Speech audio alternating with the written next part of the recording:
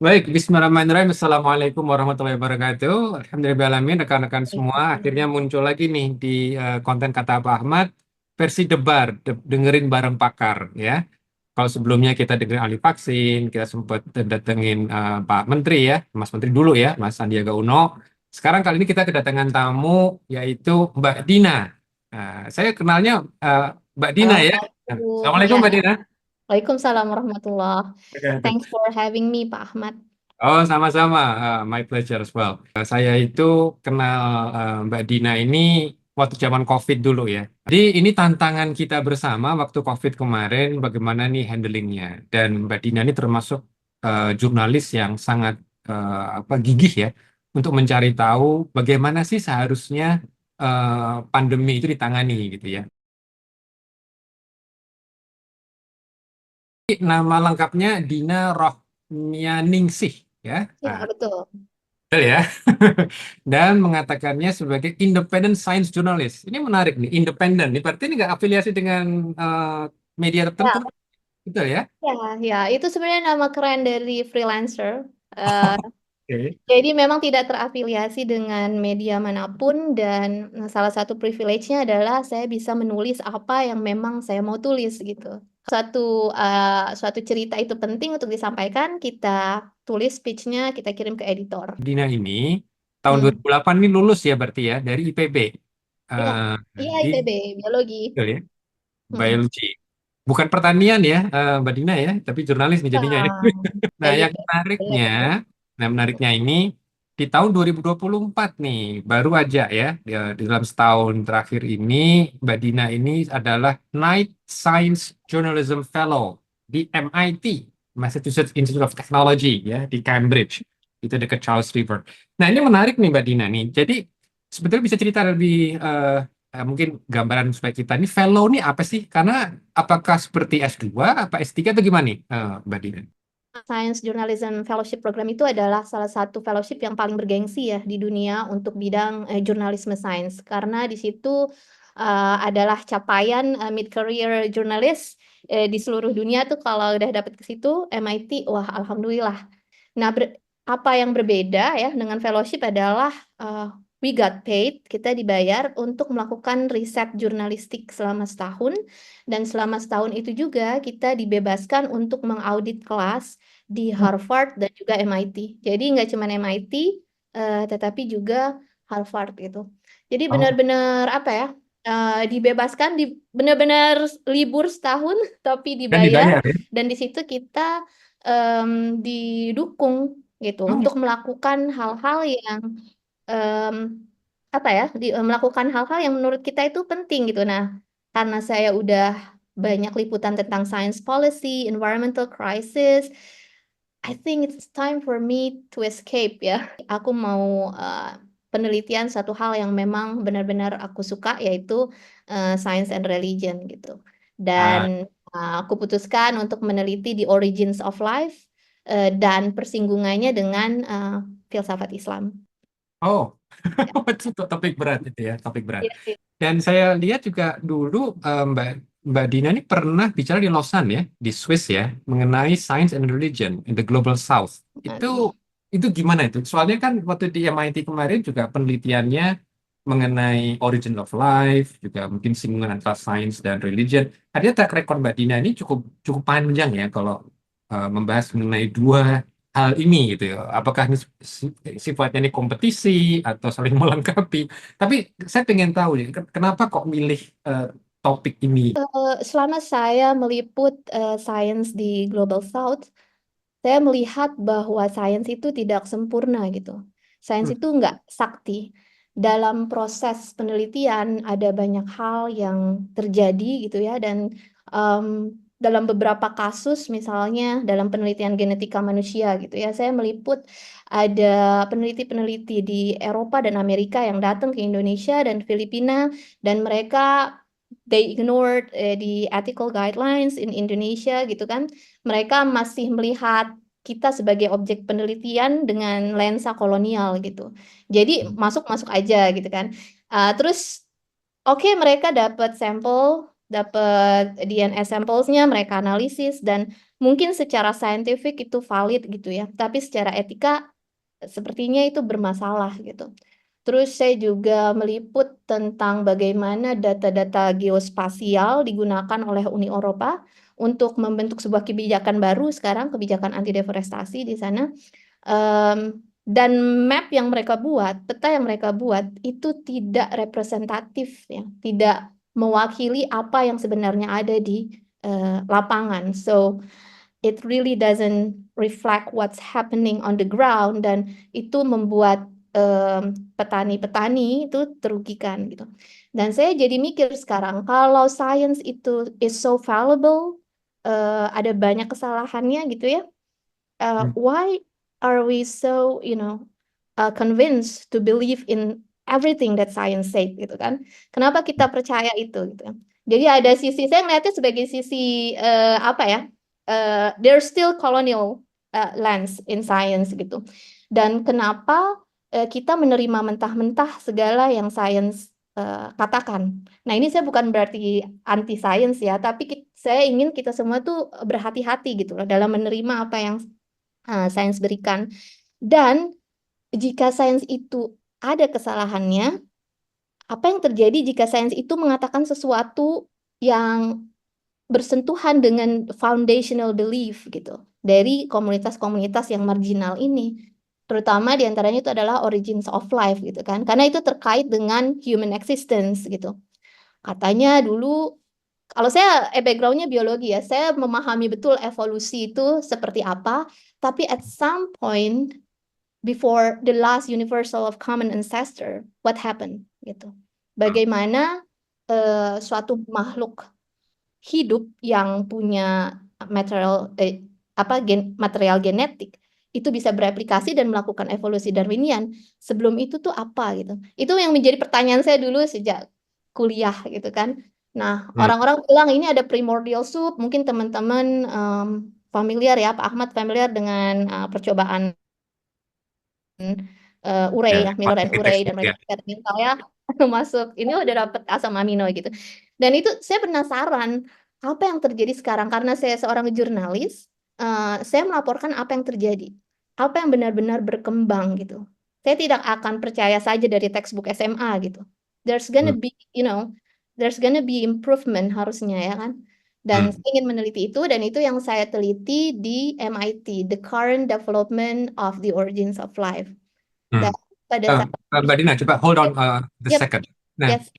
tadi di awal, kalau yang saya tangkap ya, ada semacam apa ya kejelian Mbak Dina melihat perilaku Mm-mm. para saintis ya. Contohnya seperti dengan Yes. practice science kan gitu. Nah, tapi sebetulnya bisa nggak itu kita pisahin gitu? Masalah sains terhadap katakan perspektif agama yang kita kenal gitu ya. Mm. Apakah memang karena perilaku ilmuannya atau Mm-mm. ada masalah yang lebih kompleks, yaitu dari cara Yes. pandangnya. Ini yang mana nih? Oh Soalnya ya ini, betul. karena kalau kita bicara dekolonisasi misalnya nanti ya, mungkin kita akan gali lebih jauh. Tapi kayaknya Mm. ini perlu mungkin bisa dipisahin nggak sih sebetulnya? Atau itu adalah part and parcel Eh, gitu? Gimana? iya.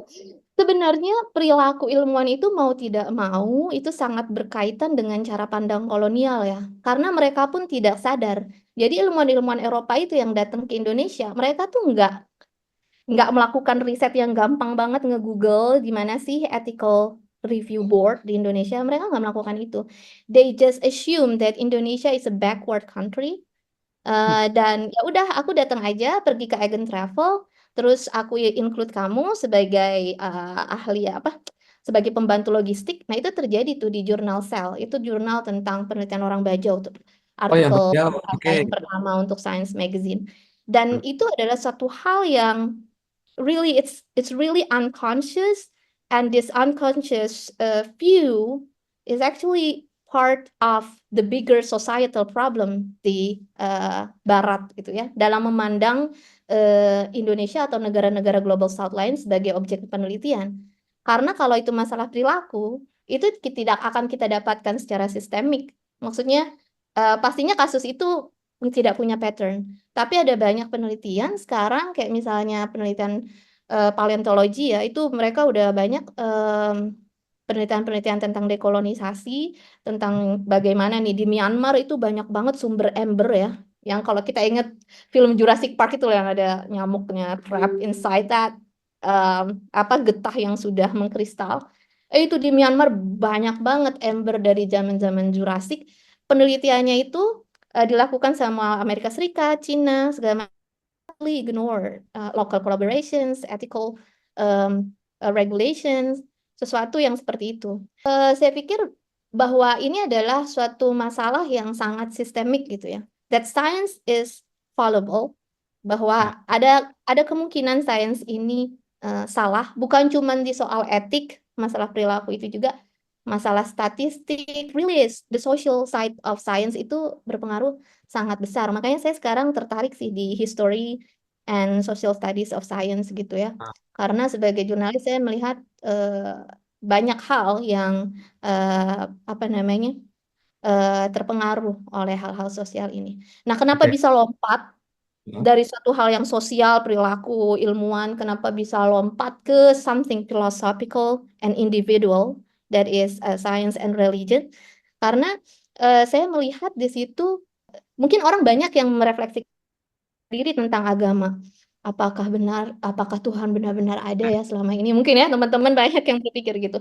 Terus kok agama nggak sesuai ya sama sains Hmm. begini-gini. Kalau saya sekarang terbalik, sekarang saya justru I'm questioning myself about my trust to science. Apakah Hmm. trust saya ke sains ini adalah blind trust gitu? Walaupun penting, penting kita mendukung sains itu penting, tapi jangan lupa bahwa sains ini juga mudah untuk dipengaruhi atau dikontrol oleh para penguasa gitu. Nah, Hmm. karena saya sedang I'm questioning and interrogating the science, and at the same time saya tertarik dengan filsafat Islam karena saya ingin mengetahui lebih banyak tentang Allah gitu ya. Em, Pada saat yang sama, saya mikir apa yang saya lakukan selama ini sebagai jurnalis sains Muslim untuk international outlets gitu, saya pikir ada persinggungan-persinggungan antara modern science dengan keyakinan Islam saya gitu. So Hmm. for so many people, it looks like a very big jump, but Ya. really what's happening in me itu adalah itu yang terjadi. Like, am I, Ya. you know, am I trusting science responsibly? Mbak Dina tadi apa namanya menyampaikan ya kita perlu melihat sains lebih critically lagi gitu ya, nggak cuma percaya aja gitu. Nah sekarang kan Mbak Dina kan sempat merasain ini di MIT dan MIT pemikiran itu sangat beragam banget gitu. Betul. Tapi saya lihat pulang itu Mbak Dina Hmm. masih komit dengan agama ya, masih sebagai muslimah gitu kan. Hmm. Cuma Hmm. Hmm. apakah memang di MIT sendiri, apakah semua orang berperilaku tadi look down ke agama, atau mereka juga sebagian dari mereka itu juga Hmm. open gitu. Jadi Hmm.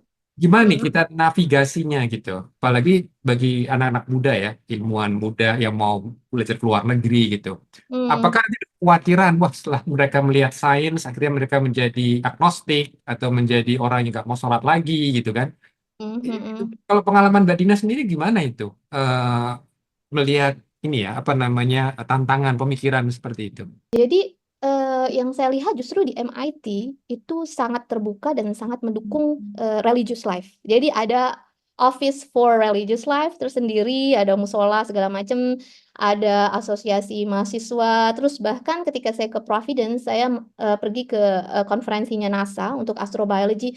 They really, gave some space untuk sholat, untuk praying room. Jadi sebenarnya mereka itu untuk masalah toleransi umat beragama itu sangat bagus ya, sangat tinggi. Karena mereka lagi menjunjung tinggi diversity ya, value diversity gitu kan. Tapi kalau saya menginterview ilmuwan-ilmuwan, terutama mereka yang meneliti tentang the origins of life, kebanyakan mereka akan menghindar untuk berbicara tentang Tuhan. Hmm. Bahkan Alan Lightman adalah seorang penulis terkenal ya, profesor science writing di MIT. Dia mengatakan pada dia adalah ilmuwan pertama yang saya interview. Dia bilang, Dina, kalau kamu mau penelitian tentang ini, mau email ilmuwan-ilmuwan, please do not mention God in your email gitu. Because I know like most of them don't believe in God katanya gitu kan. Terus, wah, oh gitu ya. Oh, oke gitu kan.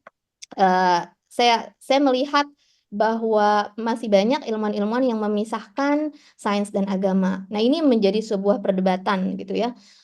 Memang ini yang menjadi titik nyaman dari banyak orang bahwa agama dan sains itu harus dipisahkan gitu. Tapi kita sebenarnya menurut saya itu adalah satu hal yang bersifat coward atau apa ya? Mereka itu kayaknya menghindari masalah atau nyapu debu tapi masukin ke dalam karpet. Karena kita tidak bisa memungkiri bahwa sains dan agama itu berkelindan. Itu sejarah membuktikan ratusan tahun, ribuan tahun bahkan bahwa sains itu akan selalu bersinggungan dengan agama dari zamannya Galileo gitu ya. Entah itu mereka itu bersinggungan bertentangan atau justru Hmm. saling mendukung. Oke. Kayak misalnya Mendel itu kan seorang pendeta ya, dan Ya. dia menyilang-nyilangkan segala macam. Like without Mendel yang religius itu kita nggak dapet ilmu genetika gitu. Dan itu yang terjadi. Tapi masalahnya sekarang banyak dari kita yang menghindari konflik. That I don't wanna talk about science and religion. Do not mix science and religion. Dan itu adalah satu hal yang menurut saya kurang produktif karena sebagai jurnalis saya justru melihat banyak sekali persinggungan di masyarakat kita tentang sains dan religion, dan karena pendapat itu udah deh nggak usah diomongin gitu kan, konflik sains dan agama masing-masing loh, mereka punya dunia masing-masing gitu. Apa yang terjadi? Yang terjadi adalah meningkatnya science denial dari kaum religius dan Oke. meningkatnya apa namanya new atheism ya. Jadi sains yang membenci agama. Akhirnya yang kita lihat adalah polarisasi gitu loh Ah. dari masyarakat kita. Karena masing-masing merasa like we have our own world, do not disturb. Kenyataannya kita saling bersinggungan gitu. Jadi eh, ya we are all denials gitu. Dan apa yang ingin saya sampaikan, proyek saya juga di Harvard dan MIT justru saya menemukan banyak sekali persinggungannya gitu, even in the most philosophical sense gitu. Dan Hmm. di dalam ide-ide sains yang sains banget gitu, kayak metabolisme gitu. Ambillah salah satu contoh metabolisme, fotosintesis misalnya. Ya. Hal-hal yang seperti itu kan luar biasa kompleks, dan pada saat yang sama saya justru menemukan sebuah ide yang berjalan paralel dengan ide-ide filsafat Islam di abad tengah, kayak ide-idenya Al-Ghazali gitu ya tentang occasionalism. Itu ternyata Hmm. wah, itu bisa kalam terus occasionalismnya Al-Ghazali kalau kita melihat apa namanya molecular dynamics inside a living cell, luar biasa. Karena Al-Ghazali mempertanyakan sebab akibat alamiah kan.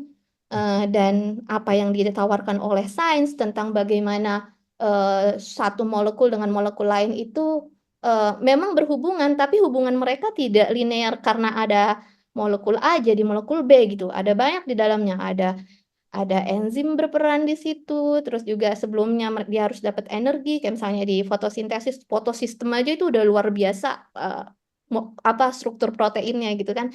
Saya jadi ngeliat, wah ini luar biasa ya, saling berkaitan. Dan juga di Origins of Life, the recent Bentar, trend, Mbak Dina, bentar, yep, bentar. Mengenai Al-Ghazali occasionalism yes, ya, ya, mungkin Mbak Dina kan juga aware ya, di Indonesia itu di pesantren, itu buku-buku ah, Al-Ghazali kan dibahas, gitu kan, oke, ya kan dibahas gitu.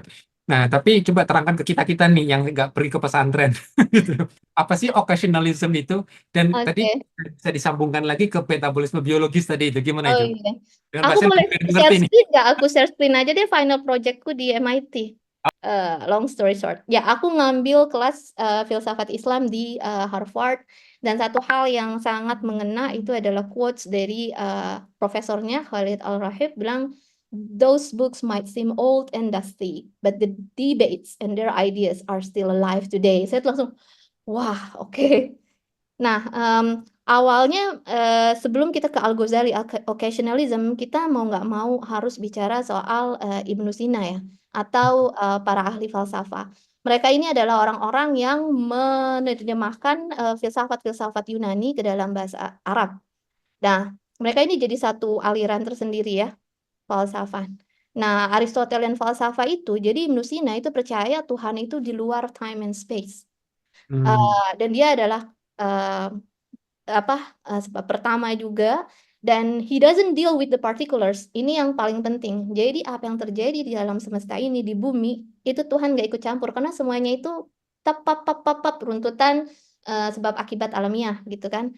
Jadi Oke. semuanya itu natural causation. Nah, ini yang dibantah oleh Al-Ghazali di buku Tahafut Al-Falasifah. Bukunya Al-Ghazali itu banyak banget. Yang paling terkenal memang buku Ihya. Ini aku di Amerika justru ketemu buku mulai baca buku Al-Ghazali. Yang paling terkenal memang buku Ihya Ulumuddin itu praktikal, buku teologi juga tapi praktikal untuk common people. But his first book that is very excellent adalah bukunya Al-Ghazali yang menegasi apa namanya pemikirannya Ibnu Sina, yaitu buku Tahafut Al-Falasifah. Hmm. Nah, by the way, pemikirannya Ibnu Sina ini tuh di-adopt sama Thomas Aquinas, itu adalah filsuf Katolik di Italia yang sampai sekarang jadi basisnya filosofinya Katolik gitu ya. Hmm. Di Washington DC, Italia itu Thomas Aquinas.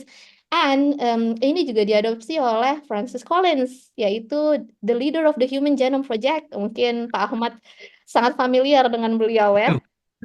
Itu orangnya humble banget, saya sempat interview beliau juga. Aduh, keren banget, amazing person.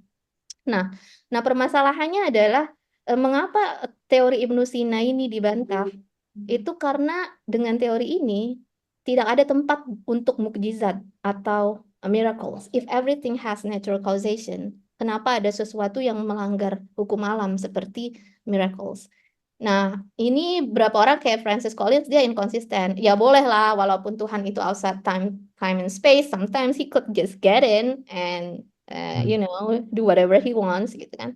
Tapi kalau menurut Richard Dawkins, ya, ateis yang sangat terkenal itu, ke Francis Collins, you are being inconsistent gitu. Kamu nggak bisa, kamu sangat inconsistent.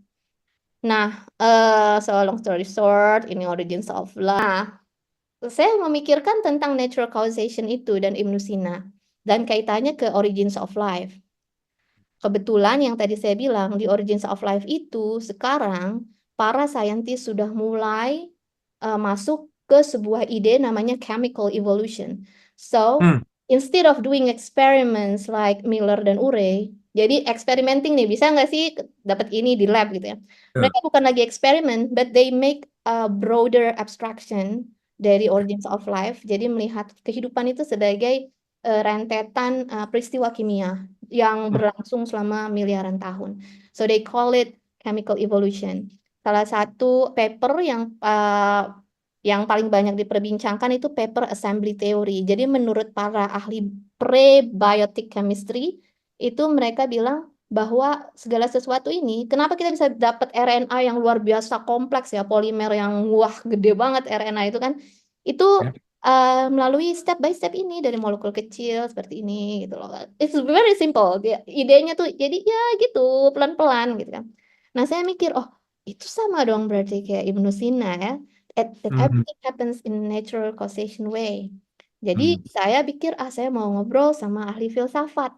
Dan eh, Profesor Khaled di Harvard bilang, Din, ada filosofer Turki, visiting scholar juga mau ke sini. Aku sibuk nggak bisa lihat esaimu ya. Udah, coba kamu bicara sama Nazif Muhtaroglu. Oke. Jadi Hmm. aku ketemu sama Dokter Nazif dan saya menanyakan itu tentang natural causation di origins of life. Terus Hmm. ini adalah apa ya pencerahannya, enlightenment-nya. Terus saya bilang, itu bisa nggak sih dibilang natural causation? Terus Dokter Nazif bilang, what do you mean with a cause? Jadi sebab Hmm. itu apa? Hmm. Dalam konteks sains. Hmm. Saya langsung mikir, saya nggak mungkin ngasih kasus dari amonia, karbon dioksida, nyampe RNA. Kayaknya panjang banget, panjang banget prosesnya. Jadi saya ambil aja deh fotosintesis. Oke, oke fotosintesis, saya bilang gitu. Ini, what is the cause of glucose di sini? Nah, Ini simple equation of photosynthesis yang kita dapat di SMA. Saya betul. bilang, air, H2O, dia bilang bukan. Oh, carbon dioxide, bukan juga. Chlorophyll, bukan. Sunlight, bukan. Jadi, so what is a cause? Jadi di dalam filosofi itu, sesuatu itu dikatakan sebab, itu banyak syaratnya gitu. Hmm. Misalnya, H2O memang diperlukan gitu ya, tapi keberadaan H2O sendiri tidak menjamin terjadinya glukos. Dan apa yang terjadi yang tadi saya sebutkan ya tentang fotosistem, itu dalam milliseconds ini adalah perubahan-perubahan kimiawi yang luar biasa kompleks yang saling berkaitan. So what is the cause of something? Is it like Hmm. seperti ini? Karena ini saling berkaitan. Hmm. Dan menurut Nazif, tidak ada yang namanya sebab alamiah. Jadi sugar and carbon dioxide is not the cause of glucose gitu. Hmm. Saya langsung, wah, terus apa itu sebab? Nah, ini adalah peta metabolisme manusia yang saya ambil di mana ya? Itu website lupa saya. Iya. Ini adalah rentetan like this is us like ketika saya berbicara sekarang this is what's happening gitu kan. Saya langsung Masya Allah, Subhanallah, luar biasa. So, the natural cause is not a cause at all. Langsung dia masuk, Dokter Nazif ngasih saya permen Turkish Delight. Dia bilang, oh apa ini? Kamu nggak pernah makan Turkish Delight? Hmm. Enggak, bilang gitu. So what is the cause of this Turkish Delight? Dia bilang, Hmm. saya bingung kan dengan tadi coklat bukan, material cause bukan gitu kan. So akhirnya Nazif bilang, what makes this candy rectangle gitu? Kenapa dia bentuknya persegi panjang? Saya Hmm. ngomong dengan gampang, ya karena yang buat maunya persegi panjang. Dia bilang, Betul. that's it. So salah satu syarat dari cause itu adalah dia mempunyai will, dia mempunyai kehendak untuk menghasilkan apa yang disebabkannya itu. Dan itulah Tuhan. Dan itu adalah pandangan Al-Ghazali, proposed by Imam Al-Ghazali. Dan dia membantahnya seperti ini, a damning argument against the philosopher. Hmm. Jadi kalau kita melihat peristiwa alam seperti kapas dan api yang kemudian pas ditaruh itu terbakar, itu sebenarnya bukan sebab akibat, tapi yang kita lihat adalah uh, a chain of events, rangkaian kejadian, bahwa bukan api yang menyebabkan kapas itu terbakar, ya kan? Karena kita perlu oksigenik atmosfer juga kan untuk bisa seperti itu. Hmm. So a fire is not the cause of burning nor the cotton. Jadi ini eh, wah ini sangat luar biasa ya, tahafut al-falasifah ini. Yang isinya orang bilang Neil deGrasse Tyson bilang oh Al-Ghazali ini mengakhiri Islamic Golden Age gitu. Dia musuhnya Ibnu Sina. Itu benar-benar sangat bias karena ya memang sebelum nulis Ihya Al-Ghazali itu dia sangat-sangat logis. Jadi kalau baca inti tahafut al-falasifah itu keren banget deh dia bahas tentang apa namanya kandang lebah yang heksagon apalah, and it really is, it was in tahun 1000 berapa gitu ya Al-Ghazali, dan itu keren banget. Dan argumennya Al-Ghazali itu diadopsi sama René Descartes dan itu men-induce the birth of modern science gitu. Jadi wah ini ternyata di, apa namanya dikatakan sebagai occasionalism. Jadi occasionalism adalah paham yang mengatakan bahwa sebab dari segala sesuatu itu Tuhan dan tidak ada yang namanya sebab alamiah. Oh, Ini ya, well this is itu for istilahnya science ya. it's quite Oke, oke, ya oke. gitu. Nah, memang ini ya, kalau secara molekuler itu kan sangat stokastik banget ya. Cuma memang yang jadi menarik, walaupun itu Hmm, kelihatannya random, tapi ada purpose di sana. Ada sesuatu hmm, yang sangat spesifik, seperti kayak munculnya glukosa kan. Walaupun proses itu sangat hmm, kompleks, tapi muncul sesuatu yang sangat, ya ada manfaatnya juga kan. Sumber energi buat hmm, hewan, buat kita semua gitu kan. Nah, em, ini hmm. menarik karena saya nggak tahu, sempat nggak Mbak Dina juga explore, karena ada a next giant nih in science, Islamic science juga, yaitu Ibnu Rushd. Ya, nulis tahafut, tahafut. Sebetulnya di Ya, antara Ghazali dan Ibnu Rushd, ya karena nama saya kan Rusdan ya, jadi saya mungkin agak oh bias ya, dengan Ibnu oke Rushd ya ya. ya. Gimana Hmm. itu Mbak Dina? Ya, setelah Al-Ghazali memang ada Ibnu Rushd yang kemudian membantah kembali tahafut dan dia buat buku tahafut, Al-Tahafut. Jadi the incoherence of the incoherence. Jadi dia kembali menguatkan lagi pendapatnya Ibnu Sina. Untuk karya Ibnu Rushd sendiri itu saya belum baca lagi seperti apa, akan menjadi PR saya lagi. Tapi yang jelas memang dalam pembelajaran sains dan agama ini yang saya dapat dari Harvard itu adalah pentingnya membaca teks asli gitu. Oh, Kenapa saya sekarang begitu begitu apa ya, senang gitu, bukan senang sih, excited dengan ide Al-Ghazali ini, occasionalism. Itu mungkin karena saya membaca teks aslinya, dan di Harvard itu kita diberi akses untuk hal tersebut. Nah, untuk yang Ibnu Rushd saya belum dapat akses untuk teks aslinya seperti apa. Namun karena saya fokus ke occasionalism sampai sekarang pun, nah ini akan membawa ke Sohaib Malik. Sampai Hmm, sekarang pun occasionalism ini sangat berkembang, dan hmm, bahkan ada salah seorang filosofer Kristen namanya William Craig. Dia menggunakan occasionalism atau teori kalam Al-Ghazali ini untuk the existence of God. Namanya mungkin Pak Ahmad dan teman-teman bisa cari, itu namanya the kalam cosmological argument. Jadi hmm, berbeda dengan Ibnu Sina dan Nurus yang mengatakan alam semesta ini kekal sebelumnya, emanasi dari Allah Subhanahu wa taala. Kalau menurut Al-Ghazali dan Asy'ari ya, para ahli kalam, alam semesta ini ada mulanya, ada awal, al-awal al-akhir. Makanya mereka menganggap Ibnu Sina dan Ibnu Rus itu heretics atau agak sesat gitu, karena mereka tidak percaya what they believe is not the God of Islam itu, karena the God of Islam seperti di dalam Al-Qur'an disebutkan di Asmaul Husna ya, bahwa Allah itu al-awal al-akhir. There's gonna be a point at time that everything begins. Nah, itu dikasih tahu, dikembangkan lagi oleh William Craig tentang cosmological argument ini. hmm. Argumennya itu argumen logika matematik. Itu namanya the paradox of Hilbert Hotel. Jadi bagaimana bagaimana dia membuktikan bahwa ketakberhinggaan di masa lalu itu absurd. Pasti ada awal. Nah, gitu deh. Jadi aku Hmm. pikir, wah ini keren ya. Nazif itu kemudian bilang sama saya, iya coba kamu cari kalam cosmological argument. Oke. Karena saya pulang dari Harvard Square, merasa bahwa segala sesuatunya ini luar biasa, yang luar biasa kompleks sekali ya gitu ya.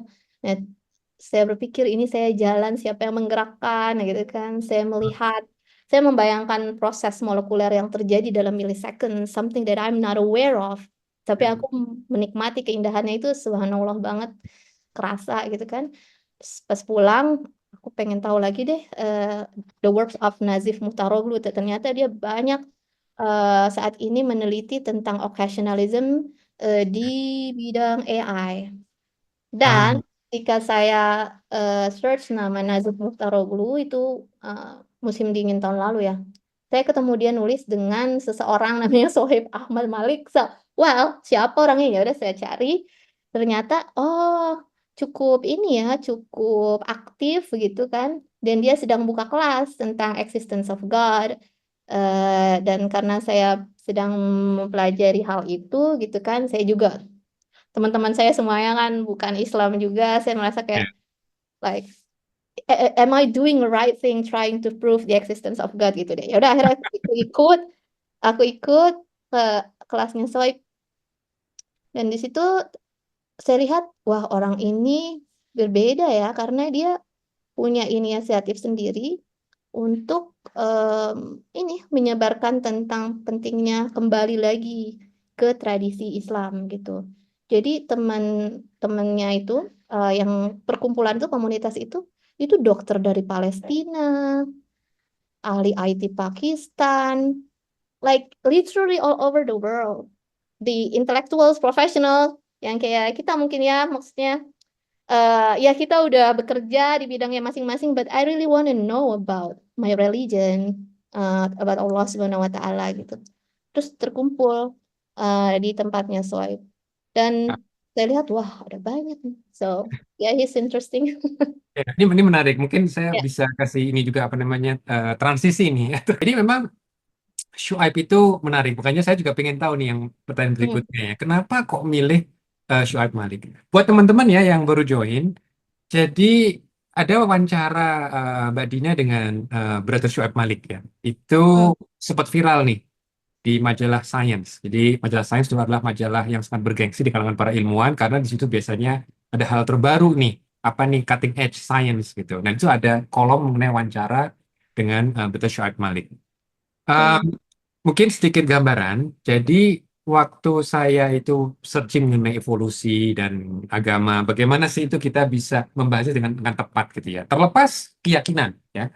Walaupun Shoaib Malik itu punya ide yang sangat menarik ya. Bahwasanya ada space ya bahwa tidak masalah. Memang kadang-kadang ada juga agak ekstrim. Saya nggak tahu nanti apakah Mbak Dina akan mungkin menyinggung mengenai Nidal Gosom ya. Nidal Gosom itu kalau menurut Shoaib juga sedikit agak ekstrim ya. Karena ke arah saintisme gitu beliaunya. Tapi mungkin sedikit background mengenai Shoaib Malik, dia menulis buku bagaimana evolusi dari kacamata Al-Ghazali. Nah, tadi kan ingat Mbak Dina tadi ngomongin mengenai Al-Ghazali kan. Jadi nanti kita akan dengerin nih, kenapa sih dulu kok Mbak Dina sih pilih Shoaib Malik gitu ya. Sosok yang menarik, beliau itu sebenarnya chemical engineer, bukan biologist. Kalau saya dan Mbak Dina kan satu duda biologist. Dia bukan biologist, dia itu chemical engineer. Lalu dia sekolah lagi, dia jadi theologian gitu kan. Itu sekarang teman bermain itu Syekh Yasir Qadhi gitu kan. Padahal Ustaz keren lah gitu kan. Jadi ini mungkin contoh yang menarik ya. Mungkin kita nggak bisa lagi melihat sosok Ibnu Rushdi atau Ibnu Sina atau polymath gitu ya. Ada Al-Haytham yang mereka juga paham agama, mereka juga paham sains gitu. Tapi ini ada contoh-contoh ya di era modern saat ini sosok seperti itu. Nah ini ya Mbak Dina, coba bisa nggak bisa lebih dalam lagi gitu ya. Sebetulnya intent Mbak Dina waktu milih Syuaib Malik itu apa gitu dan sebetulnya Hmm. burning Hmm. question-nya itu apa gitu ya mungkin tidak terekam tuh dalam satu Hmm. halaman di wawancara di Science itu. Silakan Mbak Dina. Ya betul. Iya, jadi tadi memang saya melihat Sohaib Malik ini dia itu aktif pertama jelas aktif di sosmed, aktif banget di sosmed dan dia terhubung dengan berbagai Muslim di seluruh dunia gitu kan. Dan saya melihat ini menjadi sebuah gerakan baru gitu kan, bahwa Muslim-Muslim profesional sekarang mereka bisa menuntut ilmu dengan jalan mereka sendiri, cari-cari sendiri gitu kan. Dan apa yang membuat saya tertarik untuk apa ya memberikan spotlight pada Sohaib Malik karena beliau membawa tradisi-tradisi itu, tradisi-tradisi Islam yang sudah terlupakan selama ribuan tahun sama dia dibawa lagi, diangkat dan dianalisis bagaimana ia bersinggungan dengan isu-isu sains kontemporer gitu. Dan itu menurut saya suatu hal yang sangat luar biasa karena di isu sains dan agama kebanyakan ketika orang berpikir science and religion apakah mereka konflik, apakah mereka bla bla bla gitu ya, itu seringnya yang didapat adalah diskurs sejarah gitu. Kayak misalnya eh, buku ini nih ya, Magisteria. Oke, normal. Ini ya, ini buku yang fokus terhadap sejarah. Jadi memang ada banyak banget diskursnya. Terus sejarah, filosofi, politics, apalagi kalau di Turki ya banyak.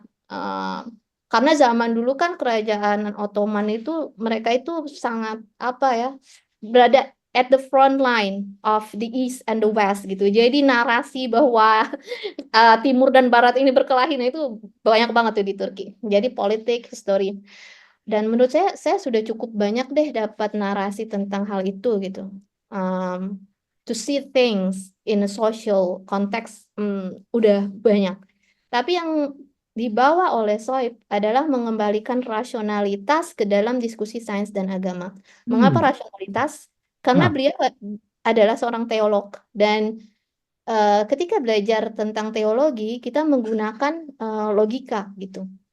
Memang Bukan sih, cuma iman nih ya, bukan cuma iman, percaya aja gitu. bukan.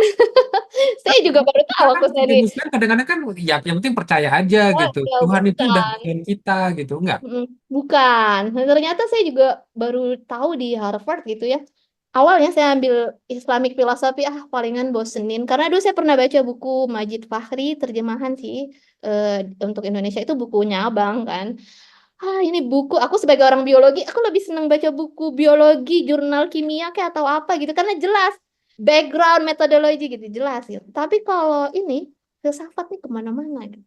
Tapi pas lagi di Harvard, diceritakan backgroundnya bagaimana tradisi filsafat Islam itu berkembang dimulai dari setelah Nabi Muhammad SAW meninggal terdapat polarisasi ya kan kekuasaan antara pro Ali dan pro Utsman kayak gitu terus ada Muawiyah. Nah, semenjak dari situlah ketika tidak ada lagi otoritas yang berbicara atas nama Tuhan, ketika Nabi Muhammad sudah tidak ada lagi dan orang-orang mempercayai pada siapa kita harus bertanya, itu mulai ada apa namanya debat-debat intelektual ya tentang ketika kayak misalnya gini yang Muawiyah itu kalau saya tidak salah kalau ada teman-teman yang bisa membenarkan tolong benarkan kayak misalnya Muawiyah itu ketika saya menebas kepala seorang itu bukan saya yang menebas tapi Allah. Nah, di mana letak human freedom? Nah, di situ sudah mulai ada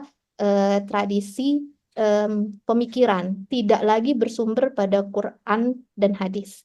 Tentu ada bersumber, tapi ada satu hal lagi yang menjadi apa ya? Sebuah alternatif tentang kebenaran. Terus interpretasi Quran itu siapa yang berhak. Terus bagaimana itu bisa diterima, diambil oleh penguasa gitu kan. Itu menjadi suatu hal yang sangat-sangat eh, penting dan tradisi itu berkembang. Akhirnya kita dapat namanya tradisi kalam. Kalam itu adalah ilmu teologi yang memang menggunakan em, rasionalitas. Makanya ada juga yang bilang kalam itu haram karena di dalam Al-Qur'an nggak disebutkan tentang kalam, tidak disebutkan bagaimana kita harus merasionalisasikan iman kita kepada Allah Subhanahu wa taala gitu ya. Tapi itu ada, akhirnya mutakalimun itu ada, terus berkembang lagi tahun 800 Al-Farabi, Ibnu Sina gitu tahun 900-an mereka mengambil naskah-naskah Yunani terus disintesiskan gitu. Em, itu menjadi tradisi-tradisi. Nah, ini tradisi ini tuh kita jarang tahu. Mungkin yang kata Pak Ahmad tadi di pesantren-pesantren kan dibaca Al-Ghazali gitu kan. Saya lahir akhir 80-an, half of 80s dan besar tahun 90-an. Mungkin kebanyakan teman-teman generasi milenial itu edukasinya ya sekuler ya, SD negeri, SMP negeri gitu ya. Dan saya nggak tahu apa-apa tuh tentang tradisi Islam ini. Saya cuma belajar TPA, yang penting saya bisa baca Quran, bisa sholat gitu-gitu. Tapi what does Islam have for Hmm. us, give us a world view itu nggak ada gitu kan. Kayak cuman apa sih ini nah, gitu kan. Nah, itu Swipe Malik dia ngambil buku-buku yang jarang juga dia dari Libya, dari UEA, buku Muhammad Al-Attas dari Malaysia yang sebenarnya aslinya dari Garut, aku pun baru tahu. Terus ada banyak tradisi-tradisi keislaman juga dari Indonesia tuh yang it's a whole system of knowledge. Tapi kita di Indonesia belajar system of knowledge-nya Eropa. Kita lebih kenal Isaac Newton dibandingkan Al-Ghazali gitu ya. Kolonisasi tadi ya. Iya, gitu kan lebih. Nah, menurut Swipe kita itu we are we are colonized. We are colonized and what we're going to do adalah Islam itu punya system of knowledge ini gitu. Nah, itu menurutku yang penting. Makanya ketika aku kirim pitch ke editor, aku itu awalnya kan dia tuh masukin buku ke Edinburgh, buku-buku yang sebelumnya nggak pernah ada di universitas-universitas Eropa, yaitu buku-buku pesantren. Saya juga ada salah satu kenalan teman Facebook juga, orang pesantren juga, beliau seorang penulis. Eh, saya lihat kesehariannya, oh ternyata di pesantren orang belajarnya ini. Saya nggak tahu kan karena saya orang anak SD negeri, SMP negeri. Nah, itu yang menjadi hal yang menarik. Dan kata Soeb nih, dia bilang, tahu nggak Din, ini di tahun 1000 ada sebuah karya buku dari Islamic scholar yang berbicara tentang non-human agency. Itu jadi, Oh, wow gitu kan. Ke- Ada ya? Iya, itu tahun 1000 katanya si Soeb Malik. Makanya dia tertarik menuju transisi ke debat, apa diskusi selanjutnya ke AI dan astrobiology.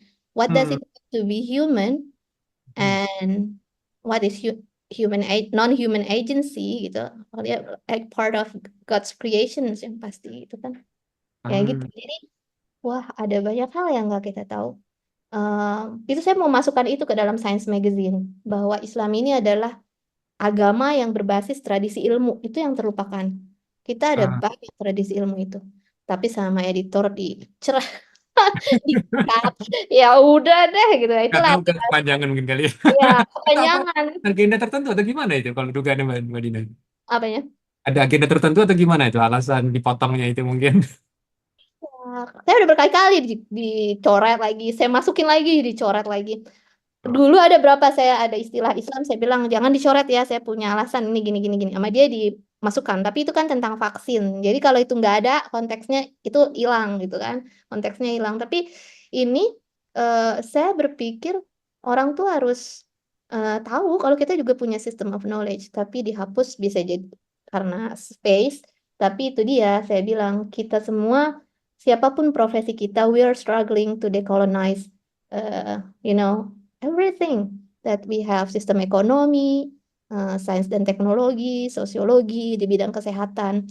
Teman-teman pastinya apa ya tahu bahwa kita sangat berkiblat. Ini bukan masalah aku benci Barat atau enggak ya, tapi secara sejarah kita sudah lama dikolonize dan kita harus mengubah itu pelan-pelan. Jadi walaupun saya dapat space Q&A, itu aslinya saya pitch untuk feature panjang karena itu gimana ngomongin Islam dan sains pakai Q&A pendek banget. Tapi akhirnya ya udah deh pelan-pelan gitu jadinya ya dapat. Oke. Nah, ini kalau kita lihat biografinya Syuaib Malik ya, saat ini kan dia nampaknya udah nggak lagi bahas mengenai evolusi biologi, kayaknya dia udah selesai lah, karena bukunya juga udah terkenal ya, sangat bagus ya. Teman-teman kalau mau baca, saya rekomendasikan, saya punya kontennya juga nih, bisa check it out ya, kalau misalnya malas baca bukunya. Nah, beliau sekarang tertarik banget dengan AI ya, dengan AI dan waktu bicara-bicara dengan Syuaib, dapat insight nggak? Kenapa sekarang kok Syuaib sangat ini tertarik dengan AI gitu? Apakah ada sisi yang perlu kita waspadai misalnya? Karena kesannya jangan sampai gini, Islam itu pokoknya banyak batasan deh. Ini boleh, ini nggak boleh, ini nggak boleh, itu nggak boleh. Semua-semua nggak boleh gitu kan. Lalu kapan majunya gitu? Nah, ada nggak Hmm. insight dari Pak Syuaib mengenai AI ini? Wawancaranya sendiri itu tidak ada spesifik membahas tentang AI di untuk Science Magazine ya. Karena aku tahu dia baru banget mau masuk ke penelitian tentang AI gitu. Hmm. Tapi di perbincangan-perbincangan sebelumnya di komunitas yang aku ikutin dengan beliau itu kenapa dia tertarik dengan AI? Karena gini, salah satu ide utama dalam agama-agama Abrahamaik adalah eh, keistimewaan manusia. Mengapa Allah menciptakan manusia? Kalau dalam Al-Quran kan sebagai khalifah gitu ya. Like we have a role, Oke, we have oke. a role to play here. Nah, sekarang dengan teknologi yang ada, the existence of humans as a unique creature, a special creature itu terancam dengan adanya AI dan juga kemungkinan adanya extraterrestrial intelligence. Hmm. AI sekarang udah, tapi AI itu sekarang udah luar biasa. Ada generatif AI bikin ceramah dalam 1 detik misalnya kan, bisa bisa bikin ceramah Jumat ya, saya luar kaget juga. Terus bisa Bener. apa namanya? Ya bisa. Terus bisa buat audio summary yang kemarin swipe share di Facebook. Saya bilang, is there AI? Yes. Oke. Jadi dengan adanya kemampuan AI ini membuat dia untuk bertanya, what does it mean to be human then? What differs us from AI? Gitu. Jadi dia mempertanyakan itu. Selanjutnya dalam beberapa tahun ke depan dia akan meriset tentang human nature. So what does it mean to be human gitu. Dan salah satu hal lain yang jadi perbincangan saat itu ini buat orang yang agak ini saya bukannya menginstal Al-Qur'an ya atau apa, tapi salah satu pertanyaan kemarin itu di komunitas kami, bagaimana jika suatu saat AI bisa ditantang membuat kitab suci gitu. Wah, itu luar biasa. Apa namanya diskusinya, saya bilang, "Loh apa kriterianya?" Gitu kan. Kalau saya bilang, Al-Qur'an itu ada propesinya loh, dia bisa bisa apa ya, meramal tentang kemenangan Romawi dalam berapa tahun, padahal itu pada zaman dahulu gitu-gitu. Nah, terus ya apakah sastranya dari Al-Qur'an yang bagus, apakah propesinya atau keindahan ininya gitu kan. Nah, itu jadi, perdebatan juga, bisakah AI suatu saat menyaingi itu. Wah, itu saya taruh di grup keluarga, bapak saya langsung, "Apa?" Jadi, apa ya, Hmm. satu hal yang cukup mind blowing. Like what does it mean to be human nowadays? Like AI could do anything. Saya punya nulis novel gitu ya, novel misalnya.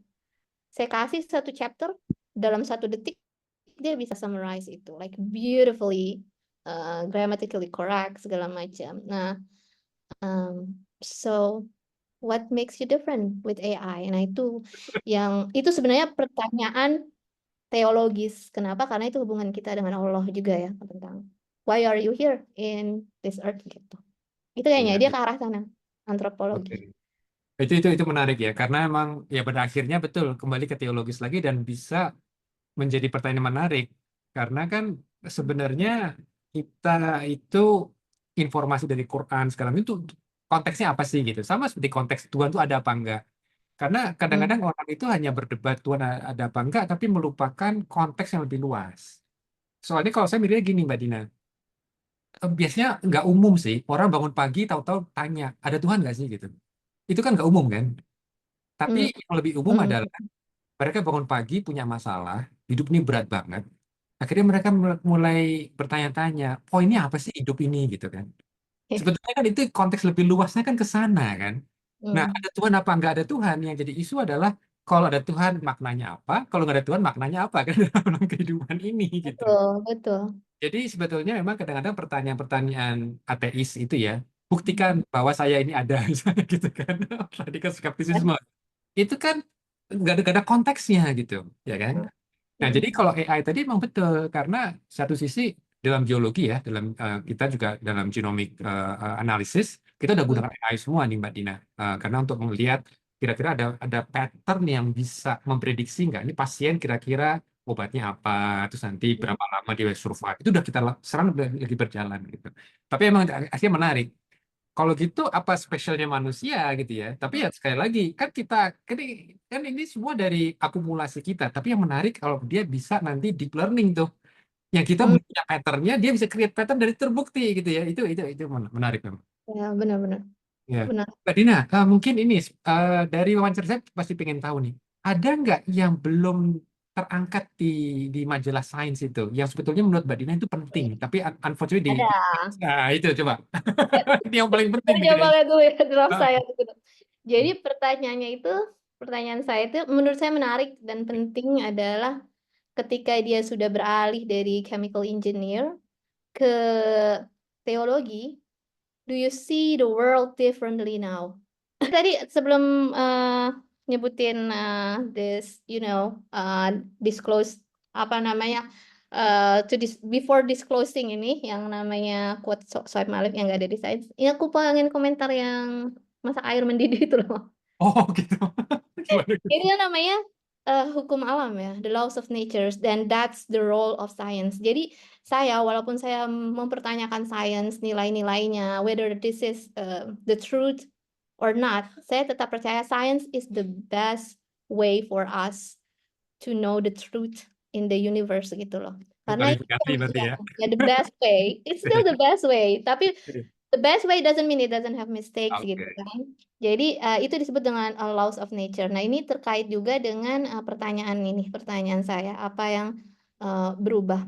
Nah, karena laws of nature itu untuk orang-orang teolog occasionalism kayak Al-Ghazali, Al-Asy'ari gitu ya, mereka melihat bahwa kebiasaan-kebiasaan alam atau pattern ya yang bisa kita lihat kayak matahari selalu terbit di timur gitu kan, terus orbit segala macam lah yang sudah kita tahu di sains. Itu mereka melihatnya sebagai the habits of God. Jadi kebiasaannya Allah Subhanahu wa taala. Hmm. Bisakah suatu saat dia akan berubah? Itu bisa gitu. Nah, kalau orang yang ikut falsafahnya Ibnu Sina nggak bisa, it's natural causation gitu. Tapi kalau orang occasionalism kayak Al-Ghazali, makanya balik lagi traditionalist, suatu saat dia pasti bisa. Oleh karenanya ada space untuk mukjizat kayak Nabi Ibrahim dibakar api dingin lah. That's the thing. Nah, karena beliau ini eh, alirannya ke arah Asy'ari, Soeb Malik ini, terus dia banyak terpengaruh Al-Ghazali, dia kemudian em, memahami bahwa segala yang kita lihat, kita cerap ini adalah ada Allah di balik setiap Hmm. atom yang kita lihat gitu kan. Dan ketika saya tanya, aku bacainnya. You have transitioned from chemical engineering to theology. Do you see nature differently right now? Jawab dia, now I see everything as the manifestations of God's power and knowledge everywhere. Like, I don't believe, like, once you have that at the back of your mind, nothing surprises you and you're open to so many possibilities, and literally so many possibilities. You're open to your mind, and I'm not afraid of what could happen. And I just don't get afraid of anything because I also have confidence in that. So, everything, every single thing that we experience right now, it's really God's behind it. And you begin to understand that really Allah can do anything for you. Jadi dia bilang, when just look at this room, there are like a gazillion atoms and Allah is orchestrating them in a particular way to for us. Jadi itu dia melihatnya sekarang, ya memang kita melihatnya secara scientific, it's all atoms ya, karena saintis itu kebanyakan materialis ya, saintis yang ateis. Okay, this is materials, all the materials, but what governs this, material things? Dan itu adalah Allah Subhanahu wa Ta'ala, where we have regularity. Now I have a healthy body, kata dia, healthy body, I have a healthy mind, and could change any one of those. And Allah could change any one of those in a good way or a bad way instantly gitu. Dan Allah bisa mengubah orkestrasi atom-atom itu dalam waktu instan, itu bisa saja bagi Allah gitu. Dan itu bikin kita kecil banget, dan dia bilang that total awesomeness just makes you so humble. Nah, Hmm. itu tadinya aku mau masukin itu di aku tadi kan agak panjang ya. Mau 2 atau 3 kalimat aja. Tapi ya dihapus lagi. Because it doesn't relate with science readers maybe. Ya, ya, ya. Karena dari sisi science editor itu terlalu agak value laden itu. Agama banget. But actually like this we were talking about atoms Pak gitu kan. Tapi Ya, ya. gitu. So Nah, tapi penting ini penting untuk diungkap ya. Jadi justru itu menunjukkan sisi humanistiknya dari Pak Syuaib Malik ini. Dia akhirnya bisa relate dengan keyakinan beliau ya, dengan iman yang dibangun dengan rasional tadi itu, tapi justru buat dia jadi humble kan. Benar, benar, benar. Dan juga salah satu hal yang mungkin saya share di sini aja ya, itu di komunitas kita, Soeb itu bilang, siapa kita sekarang mungkin adalah doa dari orang tua kita gitu. Ya, jadi makanya kayak ngaji juga, like we're talking about science and religion, tapi sebenarnya pada akhirnya ini adalah nilai-nilai agama yang terlupa. Dia bilang, saya begini, kayak tadi Pak Ahmad bilang, dia itu tadinya chemical engineering, terus teologi gitu ya, terus dapat PhD 2, terus ada yang nanya juga, Mas Abdul Halim kalau nggak salah di Facebook, dia pendiri Warstek, itu kok bisa ya dapat 2 master, 2 PhD gitu. Memang adalah mudah bagi Allah gitu ya. Dan dia backgroundnya bukan biologi, tapi buku evolusinya viral. Dan itu dia bilang, siapa diri kita sekarang, itu mungkin adalah doa orang tua kita gitu. Ketika kita sudah sampai ke sebuah pemahaman bahwa segala sesuatu itu terjadi karena Allah, literally karena Allah, karena kita tidak punya will, we don't have a causation will gitu ya. Bukan tidak punya will, sorry, we don't have causation power gitu. Kita akan menyadari bahwa apa yang kita capai saat ini adalah karena Allah, dan Allah berkehendak seperti itu mungkin karena doa orang tua kita gitu. Terus dia bercerita tentang ibunya yang dulu bilang, jangan deh begini-begini, kok kamu dulu, dia pokoknya bandel lah, nggak tahu Islam, bahkan dia juga nggak tahu ada Oh gitu four ya. khulafaur Rasyidin. Dari keluarga religius gitu. What? Kamu nggak tahu itu penerusnya Nabi Muhammad SAW. Jadi basic questions kayak di TPA kita loh kan, kita tahu gitu ya. Nah, dia itu sangat sekuler. Terjadi perubahan itu saat dia S2 di Nottingham. Oke. Ya, itu makanya dia bilang, I was really into Islam in and out, and he didn't open any book at all about chemical engineering di semester 2 atau 3 gitu. Tapi kata ayahnya, lanjutin aja. Nah, itu nggak ada di dalam sains. Itu hal-hal yang personal banget. nggak ada di dalam sains. Jadi ya dia berefleksi lagi, yang menurutku ya cukup relevan dan relate buat kita para Muslim. Nampaknya kita hal-hal seperti ini tentang doa orang tua, tentang peran Allah dalam pencapaian kita tuh kayak udah lupa aja gitu ya. Because we're adults. Padahal itu satu yang personal, yang penting diangkat. Ya, ini menarik nih. Dari wawancara ini kan akhirnya kita juga banyak insight ya. Tidak hanya Hmm, dari bagaimana seberapa ternyata Islam itu rasional sekali ya. Bahkan dalam menegakkan apa tauhid itu kan juga harus dengan apa proses berpikir bukan cuma asal percaya gitu kan. ya Tapi betul. bahkan sampai ke level yang sangat praktikal, yaitu misalnya doa orang tua. Itu kan Mm, artinya anak-anak didoakan. Itu kan suatu hal yang kalau dalam saintifik itu nggak dibahas kan. Tetapi mm, itu dari sisi praktik kita setelah apa meyakini Allah itu ada dan nanti ada pertanggungjawaban, itu kan nanti ya kita doakanlah supaya anak-anak kita jangan sampai tersesat gitu kan, supaya nanti bisa selamat.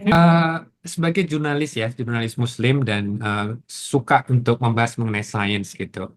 Mungkin ini sedikit saya berikan kesempatan yang agak panjang nih buat Mbak Dina untuk memberikan observasi dan juga mungkin rekomendasi nih kepada mm, kami-kami ilmuwan Muslim gitu ya. mm, Kira-kira sebetulnya ada nggak sih hal-hal yang perlu kita cermati gitu kan mm, dalam pekerjaan kita? Apakah emang kita cukup fokus supaya dapat hadiah Nobel misalnya gitu kan? Apakah itu seharusnya ilmuwan Muslim itu ke arah sana atau ke arah bagaimana nih penyegaran epistemologi kita nih? Bagaimana kita mencari tahu sistem knowledge yang seperti apa yang harus mungkin kita perlu pikirkan? Karena di pundak kita itu kan nggak cuma ada ilmu sainsnya, tapi kan kita mm, sebagai Muslim juga punya tanggung jawab dan di akhirat ini gimana gitu. mm, Karena mm, menurut Mbak Dina gimana nih setelah mewawancarai segala mungkin ilmuwan Muslim, ilmuwan non Muslim gitu kan, mm, gimana nih dari kacamata Mbak Dina sebagai jurnalis mm. jurnalis sains? Berarti ke arah epistemologi ya, berarti ke arah proses sains ya. Nah, boleh, silakan. Apakah emang harus kita fokus ke Oh, epistemologi atau mungkin yang lain yang menurut Mbak Dina lebih penting gitu? Nah, ya, ya. Well, kalau dalam perspektif epistemologi sih, yang jelas ya sebagai ilmuwan Muslim, integritas ilmiah itu mungkin buat Pak Ahmad yang ini udah sangat yakin saya ya bahwa apa namanya integritas ilmiah itu penting banget. Tapi kita di Indonesia ini masih banyak teman-teman akademisi yang belum punya integritas gitu ya. Ya seharusnya kita mengaplikasikan integritas ilmiah itu ya keimanan kita juga kan, that we have to do something in the right way. Paling tidak itu yang pertama. Jangan, kadang ada juga saya pernah dengar cerita ilmuwan asal cepet lulus desain eksperimennya entar-entar, maksudnya bukan dientar-entar. Eh, Kayak misalnya nih harusnya kontrolnya ada yang kena matahari, ada yang nggak kena matahari. Terus biar cepet lah, ini gini aja ditaruh di sini pakai lampu gitu kan. Jadi banyak hal-hal yang karena terbentur oleh capaian-capaian duniawi mungkin ya. Banyak hal-hal yang terkompromikan di dalam produksi sains itu sendiri gitu. Hmm, Ya saya sendiri, saya punya suami juga saintis juga, dia ilmuwan di bidang pemeliharaan tanaman dan saya melihat beliau melakukan penelitian benar-benar detail gitu ya, mungkin karena sifatnya seperti itu. Tapi justru saya melihat, oh ini justru produksi saintifik yang seperti ini yang semuanya itu harus mengikuti standar yang betul, terus juga harus jujur dalam penyampaiannya, harus kritis. Itu adalah salah satu ibadah juga loh. Maksudnya we're doing things, kita mempelajari sesuatu dan kita menyampaikannya. Itu harus yang benar. Jangan sampai kita seperti kondisi akademik kita di Indonesia saat ini di mana guru besar itu cuman ya gitulah katanya ya, cepet dapat dapat guru besar, terus ada yang cepet dapat S3 gitu-gitu. Nah, itu untuk ilmuwan muslim tolong mungkin diingat lagi lah keimanan kita, terus bahwa apa yang kita lakukan itu ibadah. Terus kedua, hal lain terkait epistemologi adalah kita harus kayak tadi bahwa kita diciptakan oleh Allah itu kan sebagai khalifah di bumi. We're doing things, serving the earth gitu ya. Kita adalah the guardians. Kalau kita di jurnalisme, we are writing for the earth gitu. Kita bukan nulis untuk nyenengin narasumber. Hmm. Kita nulis bukan untuk nyenengin perusahaan ataupun nyenengin publik. Kita nulis dibilang untuk pembaca. Iya, tapi pembaca itu siapa? Tujuan akhir itu adalah the earth, konservasi tempat kita di sini, di mana Allah menciptakan kita ya kan. Nah, untuk ilmuwan seharusnya saat mereka menyusun hipotesis atau apa, itu untuk kepentingan bumi juga dan para penghuni bumi gitu yang bukan cuma manusia. Kayak misalnya kemarin saya ngobrol dengan Pak Heri Surendra yang saya buat profilnya untuk Global Vaccine Alliance.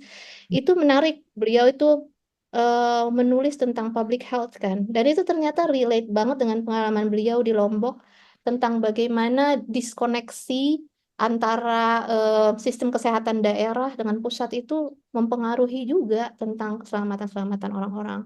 Dan bagaimana di Indonesia Timur obat malaria itu banyak yang kadaluarsa. Justru prevalensi terbesar di sana nggak dapat obat malarianya tuh nggak ada, unavailable. Nah, hal-hal seperti ini itu kan suatu hal yang penting ya. Kita harus berbuat sesuatu untuk the marginalized people. We have to do better gitu. Nah, hipotesis-hipotesis penelitian mengarah ke sana itu juga merupakan sebuah eh, ibadah yang luar biasa, ilmunya sangat bermanfaat sekali dan katanya sekarang nanti teman-teman public health di Mas Henry Surendra dan kawan-kawan itu akan melihat bagaimana deforestasi itu berkaitan dengan meningkatnya rate zoonosis di IKN. IKN, nah ini lagi ya yang paling penting itu kan, yang pentingnya sekarang. Jadi em, hal-hal seperti itu, something from our heart ini yang jarang diangkat di dalam diskusi sains. Apa sih ngomong tentang hati? Tapi kan kalau Al-Ghazali bilang itu ya salah satu bukunya di Ihya, semua itu berasal dari qalb kan, termasuk kerjaan kita juga dan hasilnya juga di sains. Jadi itu epistemologi mungkin dari integritas ilmiah, formulating questions. Terakhir kalau udah ada penelitiannya dikomunikasikan gitu dengan baik-baik. Nah ini wajib. Nah di SISJ jadi promosi SISJ nih. Nah di SISJ Apa dari kita singkatannya apa dari itu supaya teman-teman juga jadi. Society of Indonesian Science Journalists, jadi organisasi jurnalis sains. Kita ada database scientist buat teman-teman yang punya afiliasi dengan universitas, lembaga riset NGO, ataupun lembaga riset pemerintah. Silahkan masukkan datanya ke sana. Nah, ketika teman-teman sudah memasukkan data ke sana, teman-teman sudah membuka diri agar bisa dihubungi oleh para wartawan. Dan itu menurut saya itu udah jadi apa namanya tanggung jawab social responsibility untuk mengkomunikasikan sains teman-teman kepada publik. Karena ada beberapa yang justru minta kalau saya dikomentari saya dapat sertifikat atau enggak. Saya bingung jawabnya. Pak Ahmad udah dapat Itu dekade berapa itu soalnya. sertifikat? Pak Ahmad udah dapat berapa sertifikat berarti kalau kayak gitu kan? Jadi ditanya, saya dapat sertifikat. Aduh, dia bilang nggak ada gitu. Nah itu pemahaman bahwa apa yang udah kamu teliti, share it with the world gitu. Saya bukan meneliti ya, tapi ketika saya oh ini harus gini gini gini, I really wanted to share with the people. Terus kalau misalnya editor nggak ini, nggak diterima, ya udahlah, publish aja di blog gitu kan. At least you have something gitu. Itu aja sih. Dan pada saat komunikasi juga jangan galak-galak atau sombong-sombong gitu ya. Wah Karena itu kadang perilaku lagi berarti nanti ya, Mbak Dina ya, ya. ya karena nanti orang ini Hmm. kan ada ya saintis yang misalnya dia anti agama banget. Ini nih orang beragama nggak mau vaksin gitu. Orangnya ya pergi. Ya, maksudnya jangan sampai ada beberapa yang mungkin ya saya lihat mungkin dia ke arah ateisme ya. Jadi langsung kayak saya tadi bilang, orang yang bilang sains sendiri, agama sendiri, terus dia malah menghina, katanya sains sendiri, terus dia nyamper-nyamperin agama. Kamu tuh salah gini-gini. Itu akhirnya menambah ke apa ya, ketidaksukaan orang-orang beragama terhadap sains gitu. Nah, kenapa ilmuwan-ilmuwan ini yang udah beragama, mempunyai akidah yang ini ya bagus gitu kan, dia udah menghidupi ilmunya gitu ya, ilmu yang hidup ada dalam dirinya itu harusnya bisa komunikasinya tuh eh, baik-baik gitu. Terus jangan ya memang sih ilmuwan itu karena hidup di dunianya sendiri dalam artian mereka punya the whole system of communication kayak peer review jurnal, conference. Ketika mereka berkomunikasi akan sangat mudah bagi mereka untuk tergoda berbicara dalam bahasa sains ke publik gitu. Jadi publiknya sebenarnya nggak ngerti apa gitu. Makanya ada kita jurnalis yang menjembatani gitu. Makanya ini kolaborasi jurnalis dan saintis itu penting. Em, yang menarik dari pengalaman saya meliput vaksin di Aceh kemarin, karena itu anjlok luar biasa, measles vaccination, itu gara-gara semuanya tuh ibu-ibu bilang takut masuk neraka karena ngasih anaknya elemen babi di dalam vaksinnya. Nah, ketika saya mempelajari itu, saya melihat ternyata oh di Singapura udah boleh kok tripsin. Terus di gelatin itu di mana ya? Aku lupa di daerah Arab atau mana itu boleh.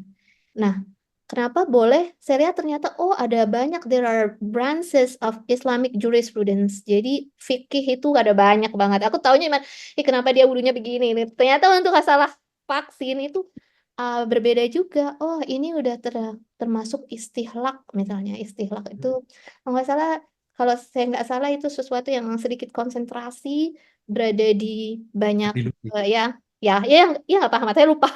Saya ada istilah-istilah seperti itu. Jadi it's negligible, negligible. The amount is negligible. Terus ada lagi yang namanya istihala gitu-gitu. Terus loh nggak tahu ibu-ibu di sini tetanggaku nggak tahu gitu kalau itu bisa. Mereka taunya pergi asinan ngaji gini-gini. Nah hal-hal yang kayak gitu kita harus dekatin pelan-pelan.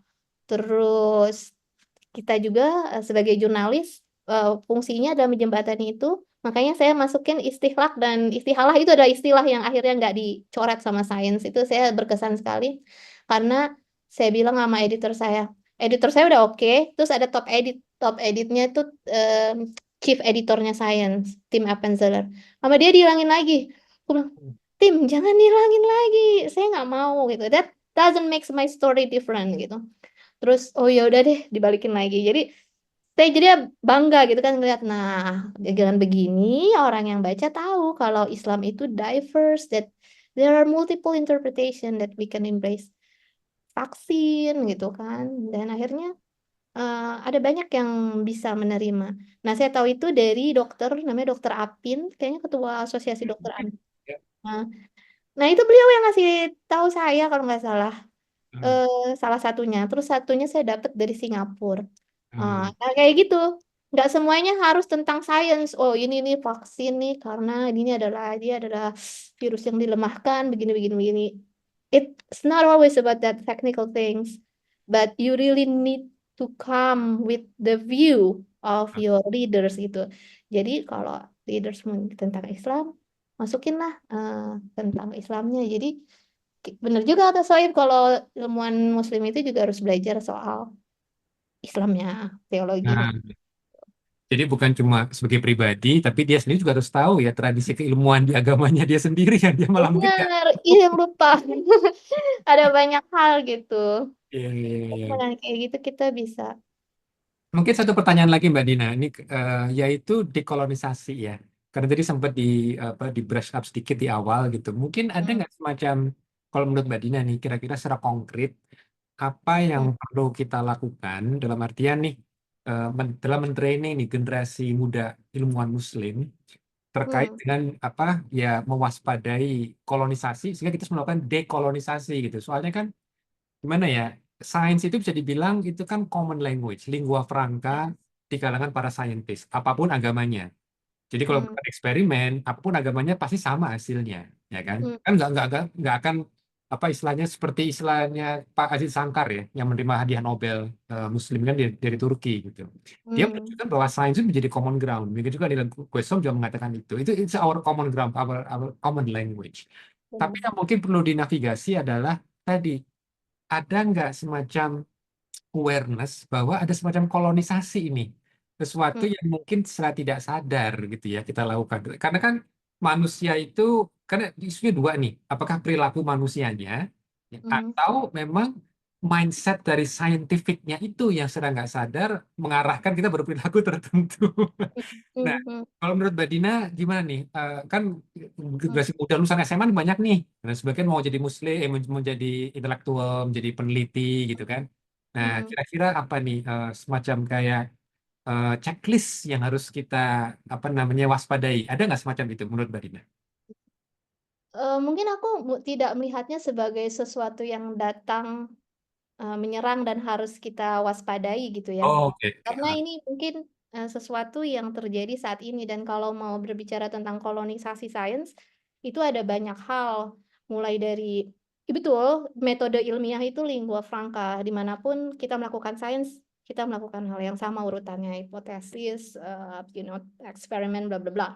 Eh, tetapi dalam banyak sisi itu memang ada kemungkinan terjadi adanya kolonisasi. Kayak misalnya sekarang nih, English is the language of science. Itu ada edisi Science kemarin tuh tentang kolonisasi. Tapi kebanyakan dia membahas tentang arkeologi.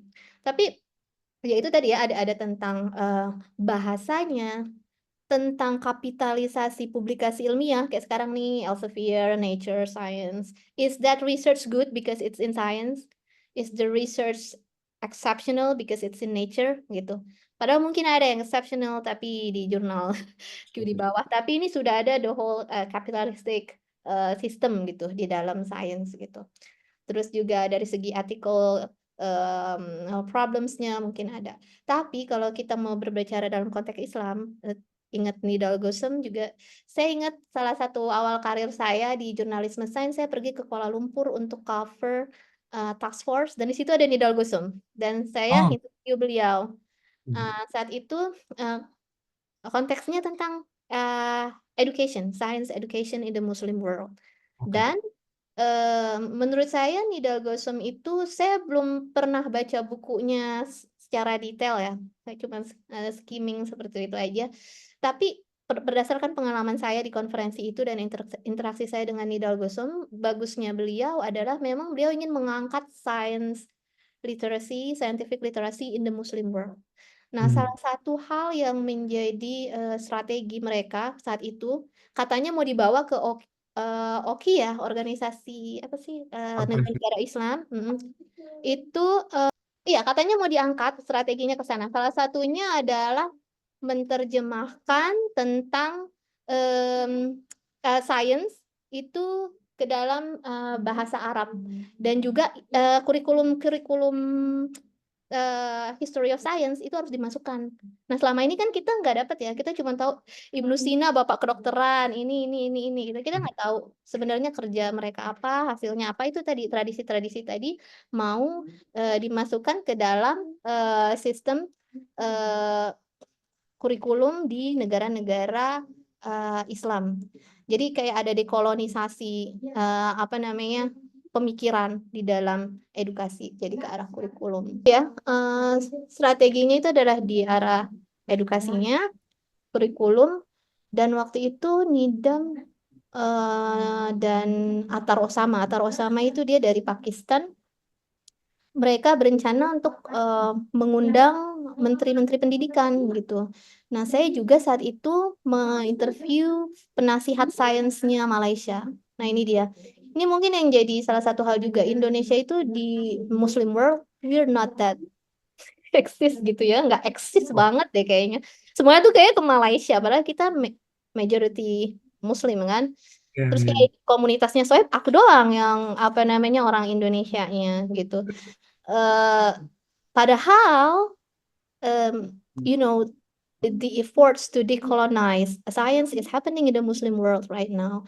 Dan kayaknya di Indonesia sedikit terjadi dialog itu aku lihat. Kayaknya mungkin karena kita mempunyai channel edukasi pesantren-pesantren sendiri, edukasi kita sekuler banget, yang negeri-negeri sendiri atau swasta. Yang mungkin sekarang ada ya SDIT, but I don't know how it's going to apa change um, the worldview of these kids. I don't know bedanya. Itu sih. Oke. Um, Ya, dari segi edukasi. Ya, ya ini memang gimana ya? Satu sisi agak sedikit counterintuitif ya, Mbak Dina. Kenapa? Karena bukunya Al-Ghazali itu kan dibaca di pesantren. Al-Ghazali Hmm, itu kan memang champion giants gitu. Kalau udah bicara mengenai logika, rasionalitas itu udah, ya itu Islamic hmm, giants kan di bidang itu. Cuma yang kenapa disebut counterintuitif? eh, hmm, Nampaknya belum begitu suatu yang apa ya, yang mainstream gitu. Bahwa sains itu bangkit dengan hmm, warna Islam itu justru di Indonesia. Itu kenapa? hmm, Kan ini jadi pertanyaan besar kan. Kok semacam ada missing link? Kalau hmm, salah satu guru agama di dosen kami ya di universitas itu cerita mungkin dugaan dia di pesantren itu kitab memang dibaca, hmm, tetapi ya tadi mungkin literasinya bukan cuma masalah bacanya, tapi hmm, mungkin mereka nggak nangkep konsepnya dan kadang-kadang contoh yang diberikan itu nggak up to date. Nggak tahu. Kira-kira Mbak Dina bisa punya dugaan nggak gitu? Karena ini kita ini Muslim populasi terbesar, pesantren kita juga masih banyak dan buku-buku klasik itu juga dibaca gitu kan. Cuma hmm. apakah mungkin belum terchannel ke misalnya fakultas biologi apa gimana atau bagaimana itu atau mungkin memang arahnya itu ujungnya ya jadi berkecimpung di agama lagi tapi jarang yang ke arah sains. Apakah mungkin cara kita menerangkan sains itu nggak menarik atau gimana ya? Kalau ada ini nggak? Ada insight nggak Mbak Dina? Kalau saya tidak bisa berkomentar ya karena em, saya tidak punya pengalaman sama sekali di pesantren. Terus saya tidak punya apa ya, tidak pernah meneliti tentang hal tersebut. Punya Tetapi teman-teman di IPB yang lulusan pesantren punya nggak? Di angkatan Mbak Dina dulu. oh ada, and she's becoming a scientist, a Nah, microbiologist pernah sudah dicari tahu nggak? Kok dia apa namanya milih IPB gitu pernah ngobrol-ngobrol nggak? eh pernah sih. Kenapa ya? Ya mereka juga sama. Maksudnya mereka tuh milih biologi, milih IPB ya sama juga like ada, tapi dia di Kuningan dia pesantren yang Husnul Khatimah yang Hmm, bagus itu katanya. Tapi ya. kalau menurutku sih terlalu prematur untuk mengatakan bahwa mereka itu tidak tertarik ke sains atau membacanya hanya membaca saja tanpa literasi. Sepertinya terlalu prematur karena ada beberapa juga kayak ada teman saya di Facebook juga eh, dia ke arah filsafat alam. Eh, Dan ketika saya posting tentang occasionalism, modern science, dia itu juga nyambung dan beliau adalah penulis yang sangat bagus gitu. Saya senang banget dengan tulisan-tulisannya. Nah, tapi yang menjadi permasalahan adalah mungkin kalau dari kasus saya ya, ini bukan generalisasi. Dengan saya eh, ngobrol dengan beliau ya. adalah dia bilang, Mbak, tulisan sains selain New Atheisme ada nggak sih? Apa yang diterjemahkan di Indonesia adalah sains-sains yang ateis kayak Richard Dawkins itu Gramedia itu kan Oke, itu oke. ya apa namanya suka menerjemahkan itu. Terus origin apa ya sebenarnya nggak apa-apa. We have to be open mind kemana-mana. Tapi yang tidak mereka dapatkan adalah alternatif dari worldview eh, New Atheism itu gitu. Mengapa sih ketika ada buku science selalu meniadakan Tuhan? Kayak misalnya buku Hawking yang Stephen Hawking yang apa sih itu aku lupa namanya, bukan A Brief History of Time, Grand Design, The Grand Design sebelum beliau meninggal. Itu kan tentang ada atau tidaknya Tuhan, kata Dawkins, we don't need God to create the universe gitu kan. Mengapa setiap kali ada ide-ide sains besar yang mengguncang the foundation of belief itu selalu ateisme dan itu yang selalu diterjemahkan di Indonesia. Jadi akses mereka ke contemporary science itu kurang gitu. Nah, contemporary science ini ya buat orang-orang yang baca science sama nature lah, kayak misalnya Pak Ahmad, siapa gitu ya, baca gitu ya. Tapi apakah contemporary science ini masuk ke channel pendidikan pesantren, saya belum tahu banyak. Mungkin ada yang masuk, saya nggak tahu gitu. Tapi yang jelas teman saya sih masih nyari. Ini nggak ada terjemahan lagi. Ada nggak sih yang kayak saya dia bilang Mbak Dina ini tulisan kayak yang kayak Mbak Dina gini, ada nggak sih orang yang nulis bukunya?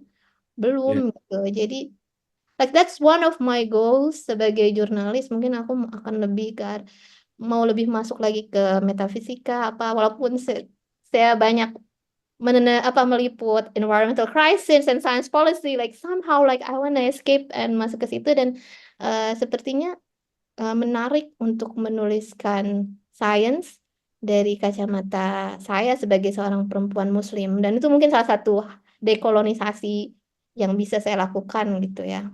Uh, because like every science books is all written by either a Christian male white scientist or atheist male white scientist. Iya, iya, iya. Ya emang ini kan kadang-kadang ada bias juga ya.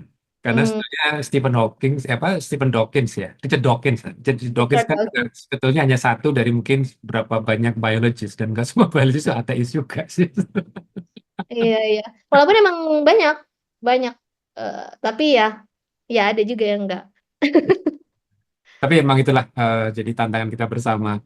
Ya itu Iya, Mbak Dina nih makasih banyak sampai siap. berapa jam nih hampir 1,5 jam. Iya, ya harus pergi ke sini jalan-jalan dengan keluarga. Ya betul setuju Ya, setuju. Terima ya. kasih banyak Mbak Dina. Eh, Oke, Kak. Kasih Ketemu juga lagi. Pak. Saya senang deh Kak, ngobrol kayak gini-gini. Ya Oke, baik. mudah-mudahan bisa menginspirasi yang lain nih Mbak Dina. Tujuan saya di situ ya. Amin ya Rabbal Alamin. Amin, amin. Baik, terima Kita kasih tutup banyak. dengan istighfar astagfirullahaladzim dan doa kafaratul majelis subhanakallahumma wa bihamdik asyhadu an la ilaha illa anta astaghfiruka wa atubu ilaik. Ketemu lagi Mbak Dina. Assalamualaikum warahmatullahi wabarakatuh. Warahmatullah.